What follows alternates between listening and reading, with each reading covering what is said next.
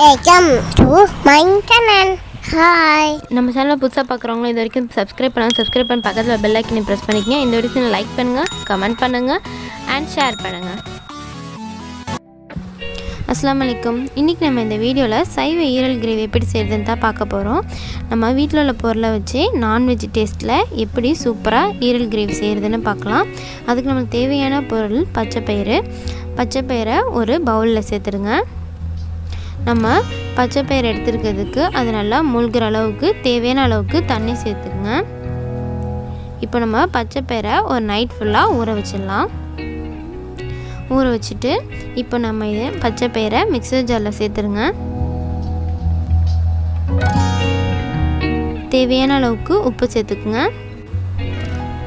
இப்போது கொஞ்சமாக மஞ்சத்தூள். நம்ம இப்போ பச்சைப்பயிரை அரைச்சி பேஸ்ட்டாக எடுத்துடலாம். நம்ம இப்போ அரைச்சாச்சு. பேஸ்ட் ரொம்ப ஃபைன் பேஸ்ட்டாக இருக்கணும்லாம் அவசியம் இல்லை, இது மாதிரி இருந்தாலே போதும். இப்போது இட்லி பிளேட்டில் ஆயில் அப்ளை பண்ணிக்கிட்டு நம்ம அரைச்சி வச்சிருந்த பச்சைப்பயிர் பேஸ்ட்டை இதில் வச்சு அவிச்சு எடுத்துக்கலாம்.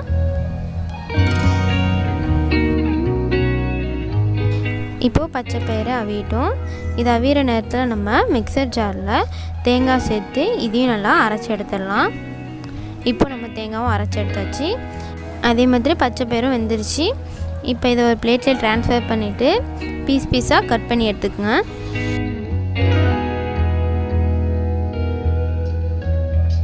இப்போ நம்ம எல்லாத்தையும் கட் பண்ணியாச்சு. இப்போ பேனில் தேவையான அளவுக்கு எண்ணெய் சேர்த்துக்கலாம். எண்ணெய் ஹீட் ஆனதுக்கப்புறமா ஒரு வெங்காயத்தை நல்லா கட் பண்ணி சேர்த்துக்குங்க. சேர்த்துட்டு இது நல்லா வெங்காயத்தை வதக்கிக்கோங்க. இப்போது தேவையான அளவுக்கு உப்பு சேர்த்துக்கலாம். நம்ம ஆல்ரெடி பச்சைப்பயிரில் உப்பு சேர்த்ததால் இதில் பாதி சேர்த்துக்கோங்க. நெக்ஸ்ட்டு ஒரு தக்காளியும் கட் பண்ணி சேர்த்துடலாம். இப்போது இது ரெண்டுத்தையுமே நல்லா வதக்கிக்குங்க.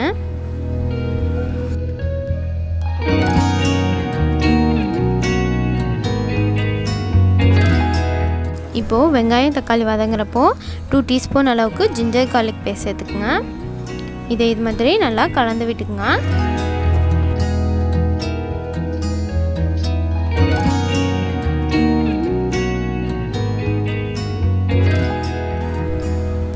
½ டீஸ்பூன் மஞ்சத்தூள், 2 டீஸ்பூன் மிளகாய்த்தூள். காரம் நீங்கள் வேணுன்னா இன்னும் கொஞ்சம் சேர்த்துக்குங்க. ஜீரகத்தூள் ½ டீஸ்பூன், மல்லித்தூள் 1 டீஸ்பூன். இப்போ இது எல்லாத்தையும் நல்லா கலந்து விட்டுடலாம்.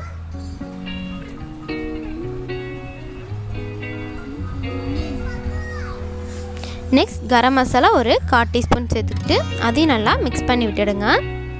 இப்போது தக்காளி வெங்காயத்தையும் நல்லா வதக்கிடுங்க. இப்போது தக்காளி வெங்காயத்து கூட கொஞ்சமாக புதினா மல்லி இலை சேர்த்து அதையும் நல்லா வதக்கிக்கோங்க. இப்போது எல்லாமே நல்லா வதங்கிடுச்சு. இப்போ நம்ம கட் பண்ணி வச்சிருந்த பச்சைப்பயிரை இதில் சேர்த்துடலாம். சேர்த்துட்டு எல்லாத்தையும் நல்லா மசாலா கூட மிக்ஸ் பண்ணி விட்டுக்கோங்க. மசாலா எல்லாம் இதோட நல்லா மிக்ஸ் ஆகிருக்கணும். இப்போ நம்ம அரைச்சி வச்சிருந்த தேங்காவை கொஞ்சமாக தண்ணி சேர்த்து இதில் ஆட் பண்ணிக்கலாம். இப்போ இது எல்லாத்தையும் ஒரு நிமிஷத்துக்கு நல்லா கலந்து விட்டுக்கோங்க.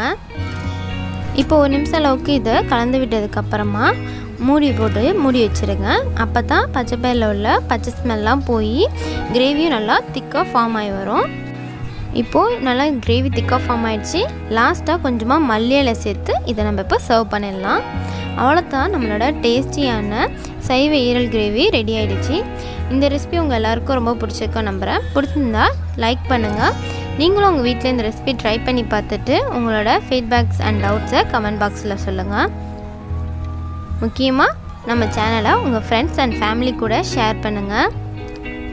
நம்ம சேனலை புதுசாக பார்க்குறவங்களும் இது வரைக்கும் சப்ஸ்கிரைப் பண்ணாதவங்களும் சப்ஸ்கிரைப் பண்ணிவிட்டு பக்கத்தில் உள்ள பெல் ஐக்கானையும் ப்ரெஸ் பண்ணிக்கோங்க. அப்போ தான் நம்ம போகிற எல்லா வீடியோவையும் மிஸ் பண்ணாமல் பார்க்கலாம்.